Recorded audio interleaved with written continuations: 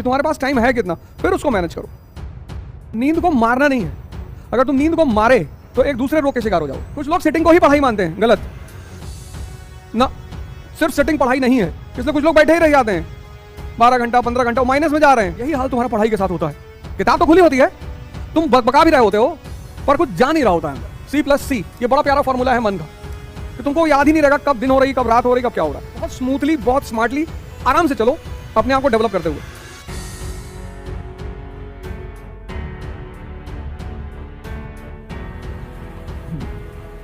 जय हिंद फ्रेंड्स। चलो बताओ, कोई सवाल पूछो तो आगे उस पर डिस्कस करेंगे। बैठो आराम से, बैठ के पूछो, कोई बात नहीं। टाइम क्या तुम वो कर रही हो, ग्रेजुएशन कर रही हो, सेकंड ईयर है, यूनिवर्सिटी जाती हो? हमारे टाइम में तो कोई जाता नहीं था। अब सेंट्रल हो गई है तो अटेंडेंस लगती होगी। नहीं, अटेंडेंस तब भी लगती थी। कितने घंटे क्लास करती हो? 14 घंटे को बैलेंस करना है, 14 आवर्स। तुम्हारे पास सिर्फ 14 आवर्स होते हैं, इस 14 आवर्स का इस्तेमाल करना होता है। 10 घंटे में तुम्हारा सोना है, यहाँ तुम जो कर लो, मतलब नींद है तुम्हारी, स्लीप है, इसी में तुम्हारा एसेसरीज है, वॉशरूम जाना है, नहाना है, वगैरह वगैरह, और योगा है, मेडिटेशन है, ये सब तुम्हारा इस 10 घंटे में। जितनी स्लीप कम कर लोगे, मान लो 6 घंटे की स्लीप कर लिए, पर 6 घंटे डीप स्लीप। नींद को मारना नहीं है। अगर तुम नींद को मारे तो एक दूसरे रोग के शिकार हो जाओगे। नींद ना आना भी एक रोग है। कुछ लोग क्या करते हैं, कुछ चीजों को मारना शुरू करते हैं। मारना नहीं है, डीप करना है, डीप। डीप स्लीप कब आती है? 9 बजे से 1 बजे तक। लेकिन 9 बजे कोई सोता ही नहीं। लोग 12-1 बजे तक जग रहे हैं, उसके बाद नींद आती नहीं। गांवों में पहले लोग अंधेरा होते सो नहीं जाते थे, तो एक नई बीमारी पैदा हो गई अब लोगों को, नींद ना आने की। आती लोग अब थक जाते हैं, टूट जाते हैं तो सो जाते हैं, लेकिन नींद नहीं आ रही है। तो तुम इसको 14 घंटे मान लो, 10 घंटे हमने मान लिया तुम्हारी 7 घंटे की स्लीप है और 3 घंटा तुम्हारी एसेसरीज। अब ये 14 घंटा बचा तुम्हारे पास। इस 14 घंटे में तुम्हारे पास, अगर तुम यूनिवर्सिटी जाते हो तो 4 घंटे मान लो, 3 4 तो 4, फिर उसका तुम्हारे पास 10 घंटे बचे हैं।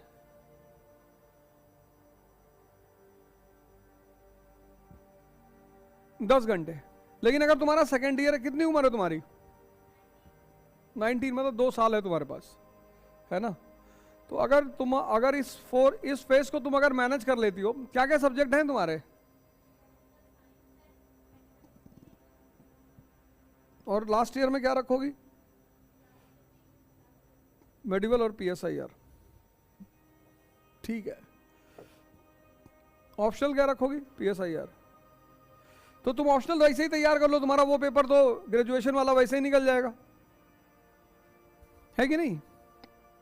ऑप्शनल तैयार कर लो, तुम्हारा ग्रेजुएशन वैसे ही बहुत अच्छा निकल जाएगा। मेडिकल इंडिया तुम GS में पढ़ लेना, तो उधर तुम्हें मेहनत करनी ही नहीं पड़ेगी, वो तुम्हारा मेहनत फ्री हो जाएगा एरिया। सारी मेहनत यहां लगा दो, सब यहां झोंक दो। यहां जितना तुम झोंक दोगी वहां तुम्हें काम आएगा। टाइम को पहले डिवाइड करो कि तुम्हारे पास टाइम है कितना, फिर उसको मैनेज करो। तो तुम्हारे पास, सबके पास 14 घंटा होता है। अब जिसने यहां 7 घंटे की नींद को 5 कर लिया, कि 5 घंटे डीप स्लीप कर ली, तो 2 घंटा यहां भी मार दिया, तो तुम्हारा 8 घंटे में सारा काम हो गया। 2 घंटा इधर तुमने बढ़ा लिया, पर कोई जरूरत नहीं है, इतनी जान देने की जरूरत नहीं है। वो UPSC तुम्हारी जान ले ही लेगा, तुम उसकी चिंता ना करो। जैसे ही प्री निकलेगा, वो तुमसे इतनी मेहनत करवाएगा कि तुमको याद ही नहीं रहेगा कब दिन हो रही, कब रात हो रही, कब क्या हो रहा है।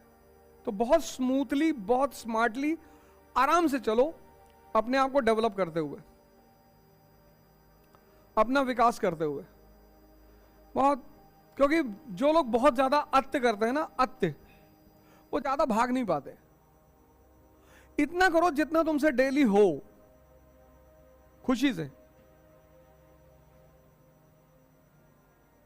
जितना तुम डेली कर सकते हो। तुम डेली 6 घंटे पढ़ सकते हो, ठीक है, 4 साल में तैयार हो जाएगा, सिलेक्शन हो जाएगा। लेकिन तब तुम ये मान के चलो कि 4 साल लगेगा। यहां तुमने इसको बढ़ा दिया, 8 घंटे कर दिया, तो 2 साल लगेगा। लेकिन ये 8 घंटे और 5 घंटे की सोचना, ये तो सिटिंग है, ये सिटिंग की बात कर रहा हूं, 6 घंटे सिटिंग। कुछ लोग सिटिंग को ही पढ़ाई मानते हैं, गलत ना, सिर्फ सिटिंग पढ़ाई नहीं है। इसलिए कुछ लोग बैठे ही रह जाते हैं 12 घंटा 15 घंटा, वो माइनस में जा रहे हैं, वो सब माइनस में जा रहे हैं। सिटिंग 6 घंटे की, तो डाइजेशन 6 घंटे की, तो ये 12 घंटा हो गया। सिटिंग 8 घंटे की, तो डाइजेशन 4 या 5 घंटे की। इसको देखो, ये कितना है, ये इस पे लोग नजर ही नहीं डालते, डाइजेशन वाला। ये बहुत जरूरी है, मनन, सोचना, इसमें कई चीजें आती हैं, इसमें डिस्कशन भी आता है। एक टॉपिक तुमने तैयार कर लिया, अब तुम दोनों लोग शाम को मिले और 2 घंटे में तुमने इसको समझा दिया पूरा, तो वो 10 घंटा भी ऐड होगा पढ़ाई में। ये जो है सोचने वाला राउंड, इसमें कई चीजें आती हैं, सोचना आता है, कैलकुलेशन आता है, डिस्कशन आता है, लिखना आता है, ये सब आता है, पर वो डेडिकेटेड पढ़ाई को ही रहता है। तो सिटिंग पर बहुत ज्यादा वो नहीं करना है कि हम 12 घंटा बैठते हैं। 12 घंटा बैठना नहीं है, 12 घंटा बैठने, 12 घंटे की पढ़ाई में कितना एब्जॉर्ब हो रहा है, ये जरूरी है। जैसे कुछ लोग भजन करते हैं, ध्यान करते हैं, 4-4 घंटे बैठे हैं, लेकिन यहां पर्दा ऑन है, बैठे तो हैं 4 घंटे, पर कुछ डेवलप नहीं हो रहा है, कुछ ग्रोथ नहीं हो रही है, तो उसका कोई फायदा नहीं। ग्रोथ होनी चाहिए। और मन का एक नेचर है, वो तुम आज देख लो, C+C, ये बड़ा प्यारा फॉर्मूला है मन का। जब तुम कोई काम शुरू करते हो, जैसे मान लो साइकिल चलाना तुमने सीखना शुरू किया, तो जब तक तुम कोई चीज सीखते हो तो तुम्हारा चित्त वहीं पे रहता है। ये चित्त है, पहले सी का मतलब है चित्त।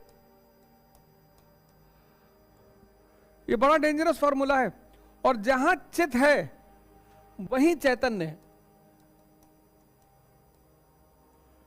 इसलिए किसी काम की अगर क्वालिटी बढ़ानी है तो तुम बस ये दिमाग देखो कि उसमें चित्त लग रहा है कि नहीं। जैसे पहले लोग जब कोई काम देते थे घर भर में तो कहते थे चित्त लगा के करो। जहां चित्त है वहां चैतन्य है। इन दोनों का इतना प्यारा संबंध है। तो जब तुमने साइकिलिंग शुरू की तो चित्त तुम्हारा साइकिलिंग में है, क्योंकि खतरा है ना, गिर जाओगे, हाथ टूट जाएगा, पैर टूट जाएगा। तो जहां भी खतरा होता है, जैसे मान लो कुएं को ऊपर एक पतली सी लकड़ी रखी है, उस पर चलना है, तो देखो तुम्हारा चित्त वहीं पे रहेगा। एक्सपेरिमेंट करके देखो। जैसे यहां मुझे गिरने का डर नहीं है, लेकिन वहां अगर पतली सी लकड़ी रखी हुई है कुएं के बीच में, तो चित्त जहां भी खतरा है वहां चित्त तुम्हारे साथ रहेगा, तब नहीं भागेगा। शमशान में देखो भाग ही नहीं सकता। कभी चित्त को अपने देखना हो, चैतन्य को, तो कब्रिस्तान में चले आओ रात में, फिर इससे कहो जाओ घूम के आओ। वो जो प्रिया बचपन में साथ में पढ़ती थी उसके बारे में कुछ सोचो, कहेगा पागल हो गए, अभी कोई निकल आएगा अंदर से। तो तुम्हारी दिक्कत क्या है ना, तुम एक्सपेरिमेंट्स नहीं करते हो। गांधी जी ने कितनी अच्छी टाइटल लिखी, माई एक्सपेरिमेंट विद ट्रुथ, सत्य के साथ मेरे प्रयोग। तुम प्रयोग करते ही नहीं। तुम किसी दिन रात में चले आओ कब्रिस्तान में और अपने मन से कहो कि बेटा उलझ, और उलझ जाए तो मुझे बताना। अगर उलझ जाए तो मुझे बताना। उलझेगा ही नहीं, खतरा है ना। जहां खतरा है वहां चित्त तुम्हारे साथ है। कब्रिस्तान में भाग ही नहीं सकता, और अगर कब्रिस्तान में भाग रहा है तो या तो तुम पागल हो,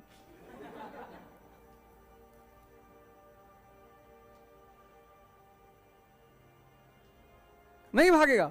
रात में जाओ 2 बजे, इतनी कहानियां हैं कब्रिस्तान की।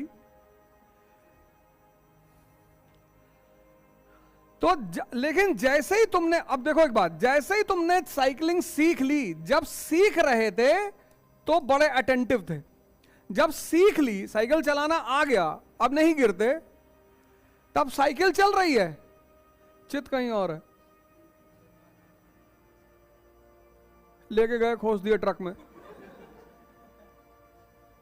लोगों ने कहा इतना बड़ा ट्रक है भैया, पता नहीं दिमाग कहां था, कहते नहीं लोग।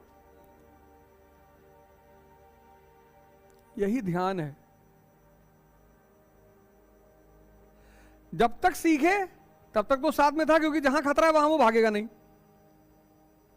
लेकिन जिस दिन तुमने सीख लिया, उस दिन साइकिल तो चल रही है, ये कहीं और है। यही हाल तुम्हारा पढ़ाई के साथ होता है। किताब तो खुली होती है, तुम बका भी रहे होते हो, पर कुछ जा नहीं रहा होता है अंदर। यह तुम्हारी सबसे बड़ी दिक्कत है, और उस पर तुम फोन ले आए हो। इतनी बड़ी दिक्कत के साथ तुम फोन ले आए हो, उसको बगल में रखे हो। यह चीज है कि तुम्हें देखना है कि तुम्हारा चित्त जो है वो तुम्हारा लग रहा है अपने काम में कि नहीं लग रहा। अगर लग रहा है तो उसमें तुम्हें बड़े अच्छे रिजल्ट देगा वो, नहीं लग रहा है तो काम होता रहेगा, रिजल्ट नहीं आएगा।